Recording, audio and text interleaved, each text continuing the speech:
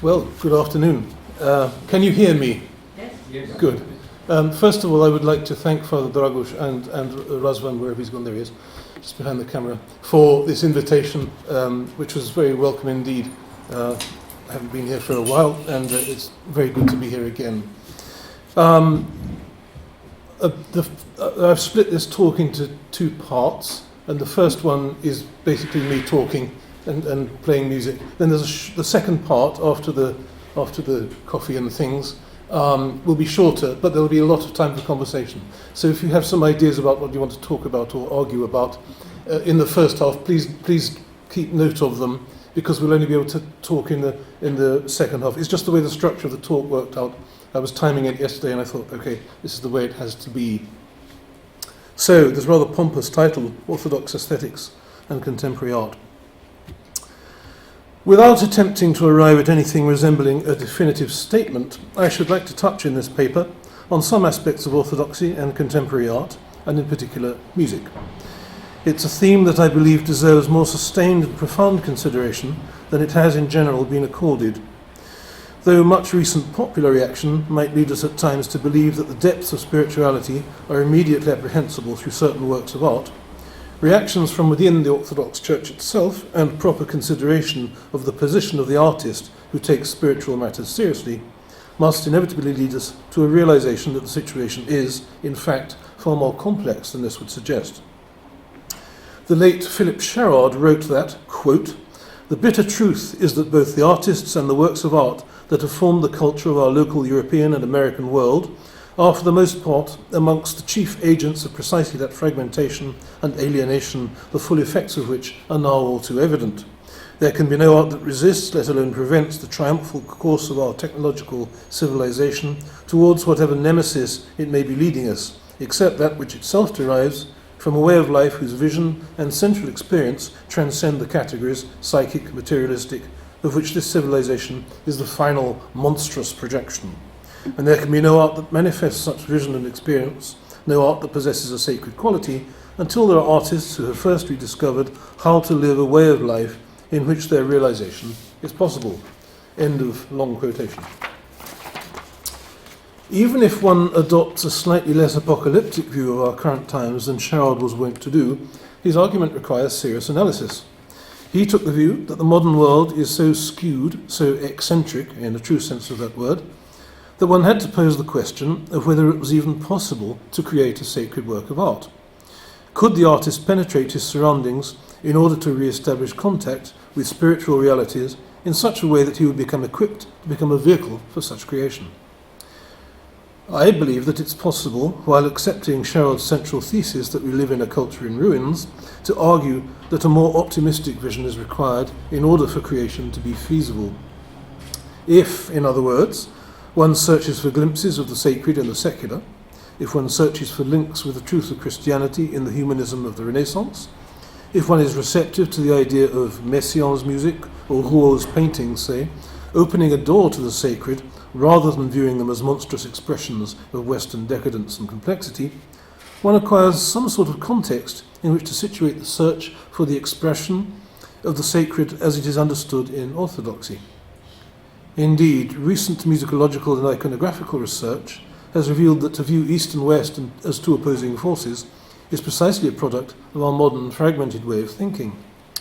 The Bulgarian musicologist Svetlana Kuyumjieva, amongst others, has worked on post-Byzantine chant and the relationship of sacred chant to Bulgarian folk music. She has taken a synthetic approach, examining a number of chant traditions and taking the view that there was an open culture between East and West during the Middle Ages. Something confirmed not only by the work of such scholars as Jürgen Rosted, but, for example, by recent musicological investigation and performances of Croatian medieval music by Katarina Livjanic, and also recent research by Croatian and Italian scholars into iconography in the Adriatic. For an Orthodox artist working in a Western milieu, such an approach is not only likely to be more positive and more fruitful, but also better able to transmit the theological richness and truth of the Orthodox faith to that very milieu. In saying this, however, I wish to make it very clear that I am not advocating any kind of theological or doctrinal compromise, still less any kind of facile universalism or perennialism. On the contrary, it seems obvious that by proclaiming Christian orthodoxy in the arts, the creators of those same arts have a God-given opportunity to witness to their beliefs. It is important, too, at this point, to draw a distinction between liturgical art and paraliturgical art, and what one might characterize as spiritual art. The problem of reconciling the still prevalent or even dominant notion of the artist's drive to self-expression with the ideal of the egoless iconographer, a theme very common in much Orthodox discussion of these matters, has, I would argue, been posited in too simplistic a fashion in discussion of this theme. In the late 1980s, the late Sir John Tavener spoke about this a good deal in a number of lectures and writings. In an interview he gave to Paul Griffiths in 1985, he said, quote, "If one sees music as a spiritual journey, as I do, then it must always go forward, and I think that it must eventually end in silence. I never understood that with Stockhausen, why it didn't end in silence. Perhaps it will. I think it must end in silence and go on to prayer, which is a higher form of creativity." End of quotation. But the problem with viewing the question in these terms is it confuses what is essentially a monastic vision of creativity with the position of an artist living in the world. And whether prayer is a form of creativity in precisely the way Tavener means here must be seriously questioned, bringing into play as it does the use of the imagination in prayer. As St. Maximus the Confessor wrote, "The virtues separate the intellect from the passions. Spiritual contemplation separates it from its passion-free conceptual images of things. Pure prayer brings it into the presence of God himself." By the above observations, I do not mean that it is not possible for an artist to live monastically in the world, because it is obviously as possible for an artist as it is for any other person. But that there is a confusion of aims. If a composer wishes to write liturgical music within a particular tradition, then he needs to subject himself to that tradition. This is precisely what Tavener never did, though he spoke constantly about tradition at this period and used elements of tradition in his work. I do not believe that an artist of his creative strength, brought up as he was in the traditions of Western classical music, could possibly dissociate himself from his ego sufficiently to do this, and neither do I believe that it would have been desirable. Magnificent achievement there are works such as his Vigil Service, written for an Anglican choir out of Christ Church Cathedral, Oxford, and celebrated by Orthodox clergy, is, and much though it does indeed from Greek and Russian tradition, it is also utterly impregnated with Tavener's personality, from the melodic style to the lush harmonies and the use of handbells. And now I need to see if I can find the...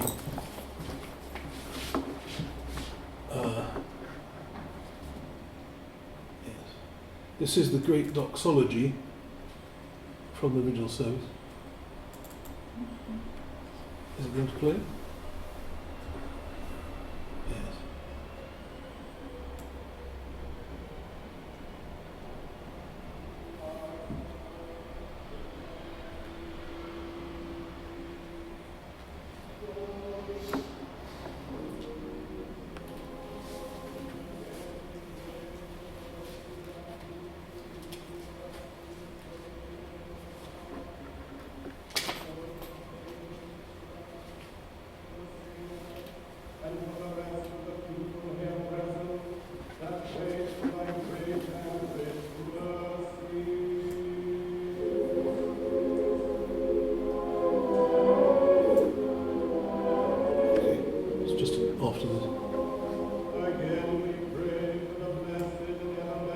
Some of you may recognize that voice.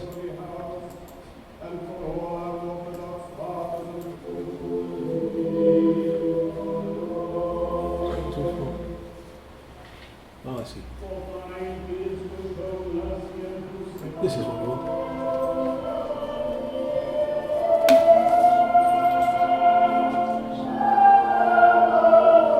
You can hear the handbells very clearly in this.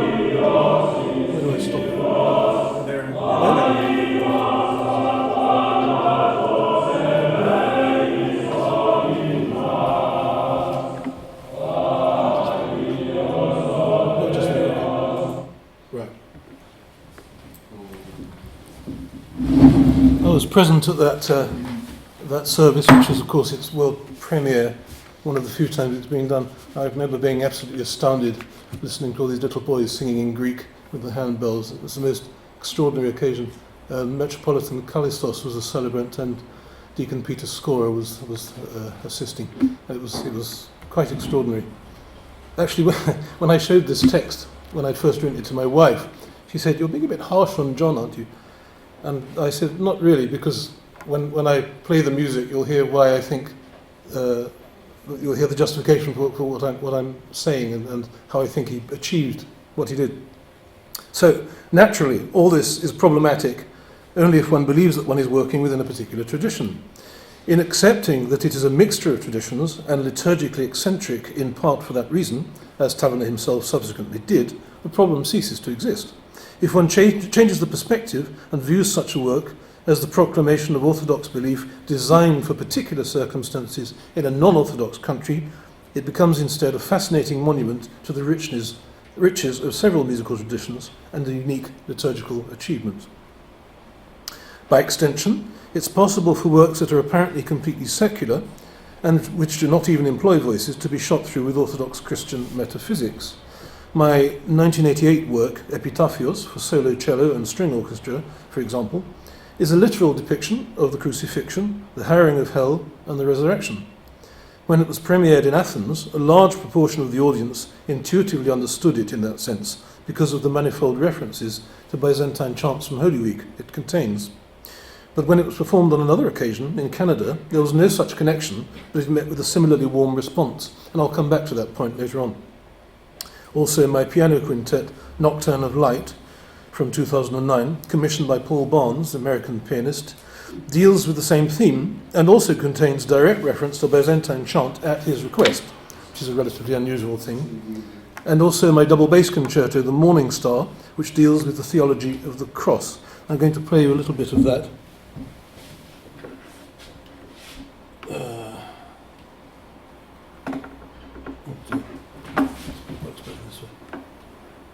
I know it's the other way around.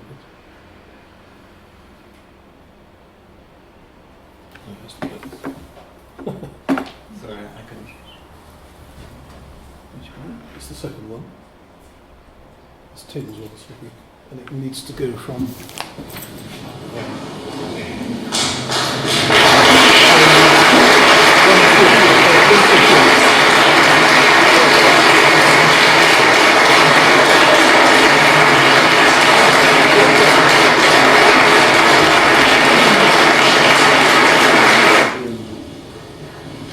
Tune it up. I can turn it down.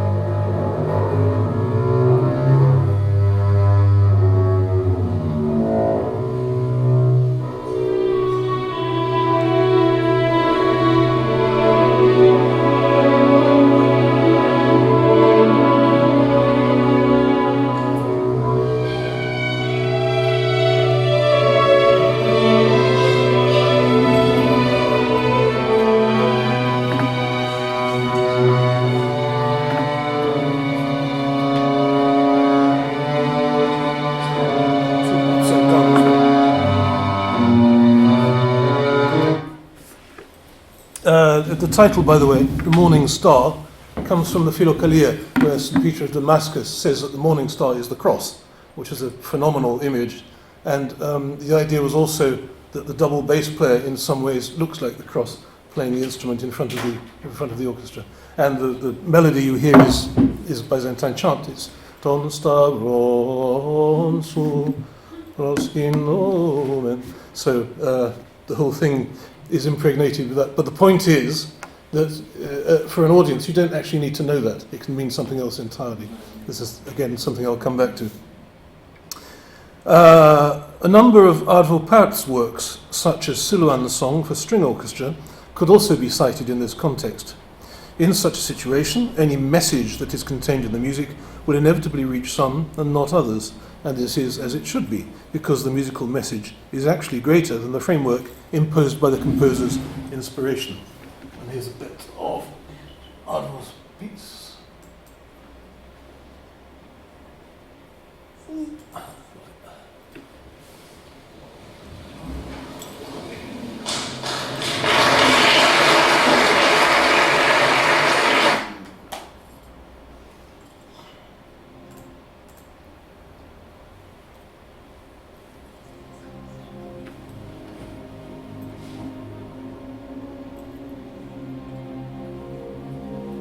I thought this was a good piece to play because it has the Essex connection.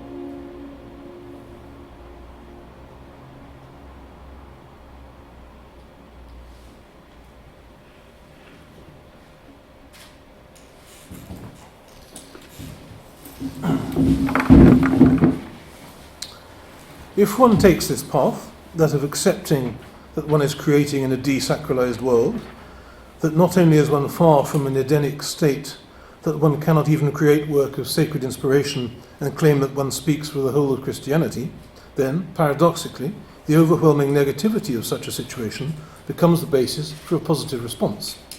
Despair, as the sin against the Holy Spirit, is impossible. One can only look up. Some composers from the Orthodox world, such as the Serbian Rajko Maksimovic and the Greek Michael Adamis, have always known this. Maksimovic, highly respected both inside and outside his native country, has never limited his musical vocabulary and expressive potential. His music, which draws deeply from sources of Serbian Orthodox inspiration, demands to be taken seriously as contemporary art music, not as a specialist product on the extreme fringes. The same is true of the work of Adamis, who perhaps embraced his putative dichotomy with even more fervour, in that he was active not only as a musicologist working on Byzantine chant, but studied electronic music in the United States. The ne plus ultra of this is perhaps his work Kratima from 1971, which takes a recording of a Greek psalty and subjects it to electronic manipulation.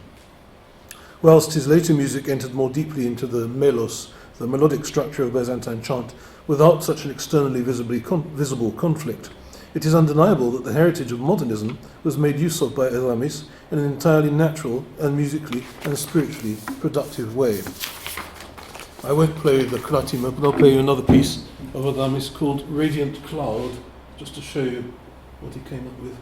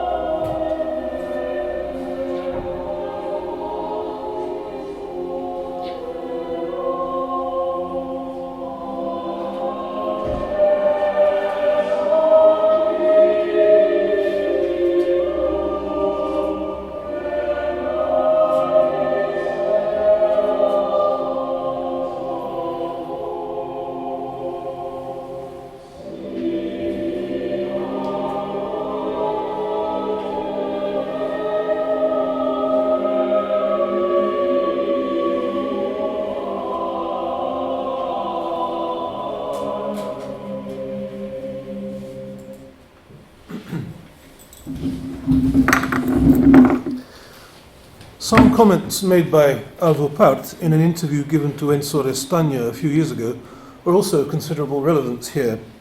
He said, quote, "As you see, once again, we come up against the concept of spirit. By the term spiritual, I do not understand anything mystical, but very concrete things. There are various ways of thinking. Some have a constantly negative vision, others see everything in a positive light. Early music and art in general teach us to look at things in this perspective.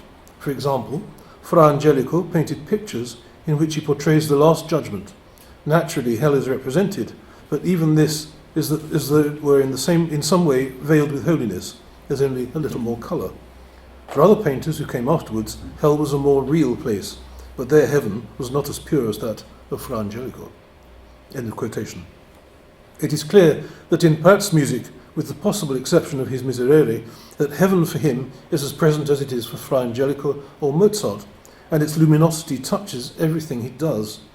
And while one may certainly detect resonance of the Russian choral tradition in more recent works such as the Canon Pocoyan, it is significant that Part's musical sources at the time when he was attempting to renew his style were not Eastern but Western: Gregorian chant, Machaut, Ockeghem and Palestrina.